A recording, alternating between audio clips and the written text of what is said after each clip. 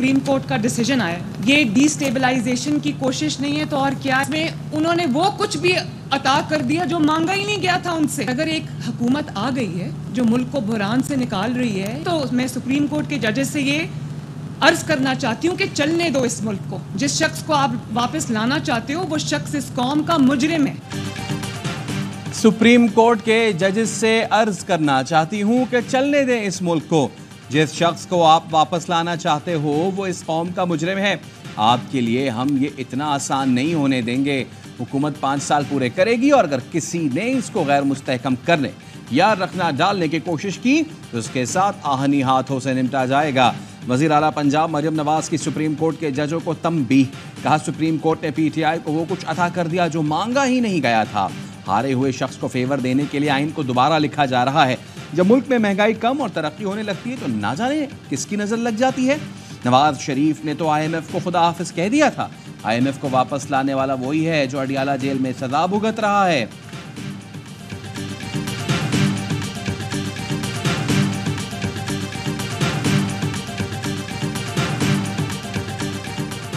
खावर मानिका ने निकाह केस में बानी PTI और बुशरा बीबी की बरियत का फैसला इस्लामाबाद हाई कोर्ट में चैलेंज कर दिया। मौक़िफ़ अपनाया। अपीलेट कोर्ट ने इस्तग़ासा के गवाहान के बयानात को मलूज़ खातिर नहीं रखा। अहम पहलू नज़रअंदाज करके सज़ा कलअदम करार दी गई। बरियत का फैसला कानूनी तौर पर कायम नहीं रह सकता। 3 फरवरी का सज़ा का जुडिशल मजिस्ट्रेट का फैसला बहाल किया जाए।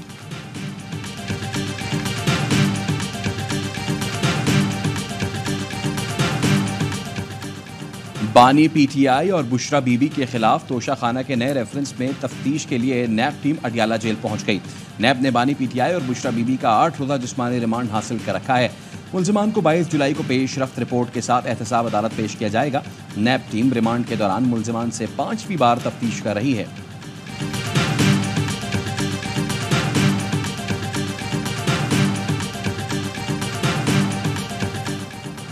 मखसूस नशिस्तों के फैसले पर नून लीग की नजरसानी दरख्वास्त। ज़राए का कहना है जजेस कमेटी के 2 अरकान ने दरख्वास्त पर समाअत 2 माह बाद मुकर्रर करने पर इत्तफाक किया। जजेस के मुताबिक जज 2 माह की छुट्टियों पर जा रहे हैं, दस्तयाब नहीं होंगे।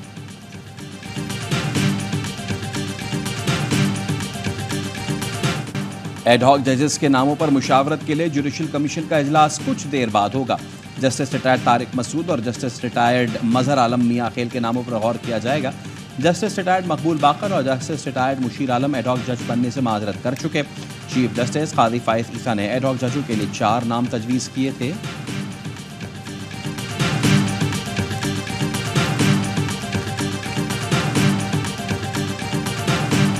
PTI ने जुडिशल कमीशन और चीफ जस्टिस एडहॉक जजेस की तजवीज़ मुस्तरद करने का मुतालबा कर दिया। चीफ जस्टिस काजी फाइज ईसा के नाम खत में सेनेटर शिबली फराज ने लिखा, एडहॉक जजेस की तकर्री से ये तासुर जाता है कि सब एक जमात के लिए किया जा रहा है। मुस्तकिल जजेस की तकर्री के बाद ज़ेर इल्तवा मुकदमात को जवाज़ बनाकर एडहॉक जजेस की तकर्री नहीं हो सकती। अपोजिशन लीडर उमर अयूब ने भी खत लिखकर एडहॉक जजेस की तकर्री की तजवीज़ पर तहफ़्फ़ुज़ात का इजहार कर दिया।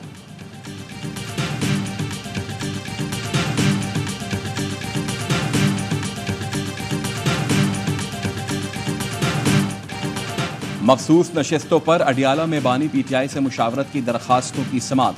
जस्टिस मोहसिन अख्तर कियानी ने पूछा, क्या इलेक्शन एक्ट के मुताबिक कोई सजा याफ्ता शख्स पार्टी ओहदा रख सकता है? क्या किसी कैदी के साथ सियासी मामलात पर मुशावरत हो सकती है? पार्टी चेयरमैन जेल में नहीं तो फिर एक कैदी से क्यों मिलना है? वकील ने कहा, लाल चंद मल्ली अक़लियती विंग के सदर हैं, बानी PTI से मुलाकात ज़रूरी है। जस्टिस मोहसिन अख्तर कियानी ने पूछा, क्या असद कैसर का भी अक़लियती विंग से ताल्लुक़ है? वकील ने कहा, नहीं, वो मरकज़ी रहनुमा हैं। जस्टिस मोहसिन अख्तर कियानी ने कहा, ऐसे तो पूरे पाकिस्तान को इजाज़त दे देते हैं, सब जाएं और मिल लें।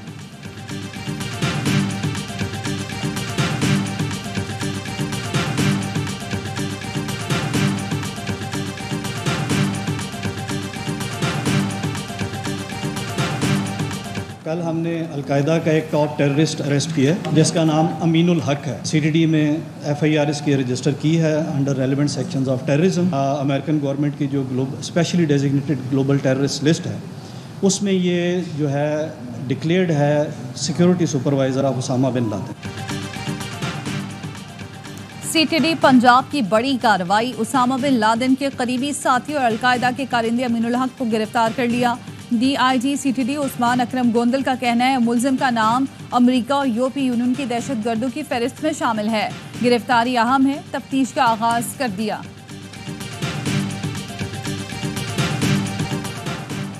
और कराची में पीपल्स बस सर्विस के 3 नए रूट शुरू करने का ऐलान। हॉक्स बे से टावर तक पीपल्स बस सर्विस 22 जुलाई से चलाई जाएगी। 23 जुलाई से रूट खोखरा पार के बजाय कायदाबाद, कोरंगी, मेमनगोट से टावर तक चलेगा। काठोर से नुमाइश तक नया रूट 24 जुलाई से। यूसुफगोट से टावर तक पीपल्स बस सर्विस 25 जुलाई से शुरू होगी।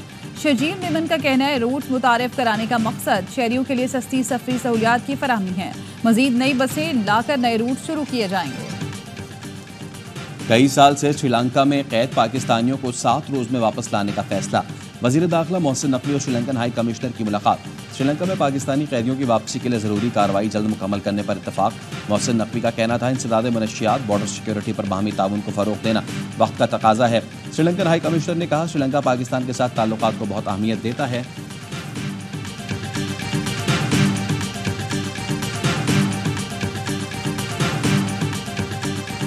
Journalists need to be protected and they need to be allowed to do their jobs, whether that be the United States, whether that be Pakistan, whether that be in the Gaza Strip.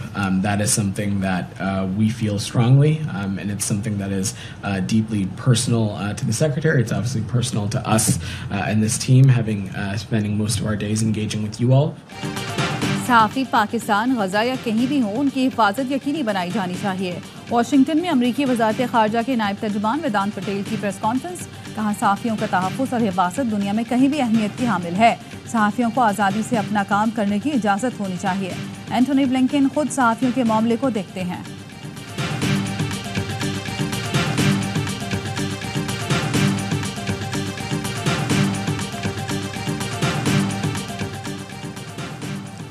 Karachi federal bay area water pump flyover पर firing से जख्मी एहलकार दम तोड़ गया। SSP central के मुताबिक police एहलकार duty खत्म करके घर जा रहा था, डाकू ने फायरिंग कर दी। जय बकवा से पिस्तौल के 3 होल मिले। मुलजिमान ने 30 बोर पिस्तौल इस्तेमाल किया, 3 गोलियां चलाई।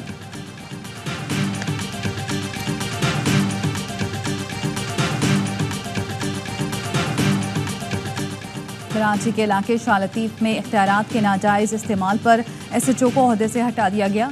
SHO ने मुबैना तौर पर शहरी पर 2 किलो चर्स का मुकदमा बनाकर गिरफ्तार किया था। DIG ईस्ट और SSP मुलीर काशिफ अब्बासी ने नोटिस लेते हुए SHO मलिक सलीम को मुअत्तल कर दिया।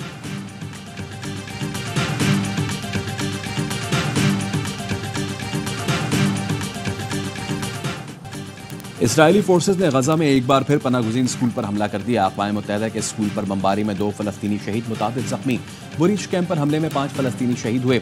नसीरात कैंप में बमबारी में भी 5 फ़लस्तीनी जान से गए। तबाही देखने इसराइली वज़ीर-ए-आज़म नेतन्याहू रफ़ा पहुंचे। फौजियों को कहा मिस्र के साथ रफ़ा क्रॉसिंग पर इसराइल का कंट्रोल बरकरार रखना ज़रूरी है।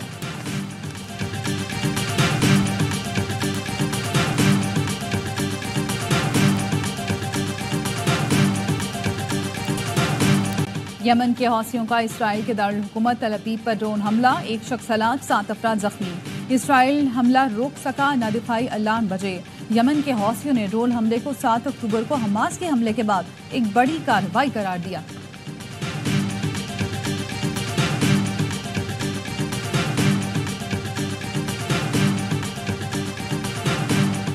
बांग्लादेश में सरकारी मुलाजमतों में कोटा सिस्टम के खिलाफ पुरतशद्दुद मुजाहरों में अमवात की तादाद 39 हो गई।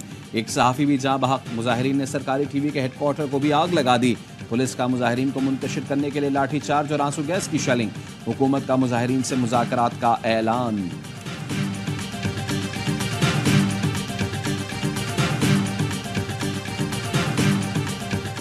कनाडा की तारीख में पहली मरतबा खातून सरबराह ने कैनेडियन आर्म फोर्सेस की कमान संभाली। पुरवकार तकरीब में कनाडा के chief of the defence staff का ओहदा संभाला। General jenny Afghanistan, Bosnia, Iraq और शाम में भी खिदमात अंजाम दे चुकी हैं।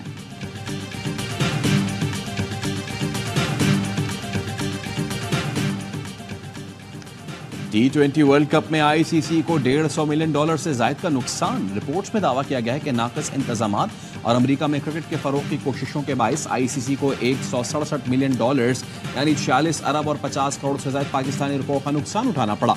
ICC ने इस हवाले से एक आज़ाद कमेटी कायम की है जो अपनी रिपोर्ट पेश करेगी।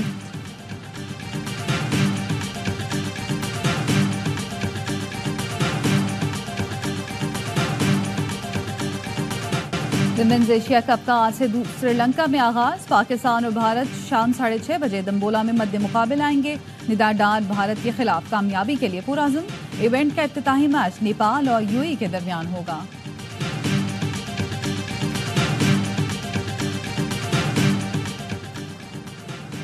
भारतीय क्रिकेट टीम के ऑलराउंडर हार्दिक पांड्या का 4 साल बाद अहलिया नताशा स्टानकोविच से अलहदगी का ऐलान। सोशल मीडिया पर मुश्तरका पोस्ट में हार्दिक पांड्या नताशा ने लिखा, बामी रजामंदी से अलग होने का फैसला किया है। हमने मिलकर अपनी पूरी कोशिश की और इस रिश्ते को अपना सब कुछ दिया।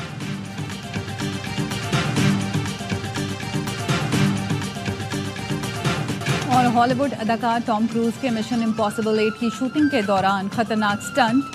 सोशल मीडिया पर तस्वीर वायरल। फिल्म आइंदा साल 23 मई को रिलीज होगी।